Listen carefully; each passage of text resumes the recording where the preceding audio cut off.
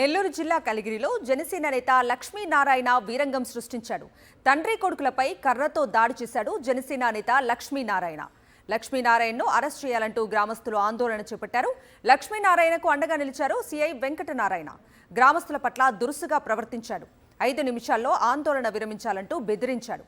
మీకు ఊరు అండ ఉంటే మాకు పోలీసులు అండగా ఉన్నారంటూ వార్నింగ్ ఇచ్చాడు సిఐ. అంతటితో ఆగకుండా గ్రామస్తుడు మల్రెడ్డి శ్రీనివాసులపై దాడి చేశాడు. మూసిన తర్వాత ఇంటికి పోతున్నాను.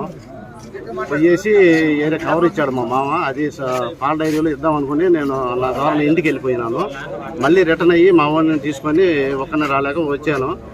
వాడికి షాపులో ఏదో కొనిచ్చాను మొలతాడు ఒకటి తీసుకొని మళ్ళీ పోతా టిఫిన్ హోటల్ దగ్గర ఆగాము. ఆ నాగరాజ టిఫిన్ హోటల్ దగ్గర తీసుకుంటుండే లోపు అతను బండారు లక్ష్మీనారాయణ నాపై తాగి ఊరక కర్ర పెడతా ఉన్నాడు. ఈ లోపు నన్ను టిఫిన్ తీసుకునే నన్ను కర్రతో కొట్టి సరే కొట్టే తాగాళ్లే కొట్టిండని నేను నా ద్వారంతో బయలుదేరిపోయి వెనక మా అబ్బాయిని ఎక్కించుకున్నాను. అని మళ్ళీ మా ఒడిని కూడా వెనక పక్క కొట్టాడు. అది జరిగింది. నేను ఇంటికి వెళ్ళిపోయాను. మళ్ళీ మేము వచ్చాము. అది కంప్లైంట్ ఇచ్చాము.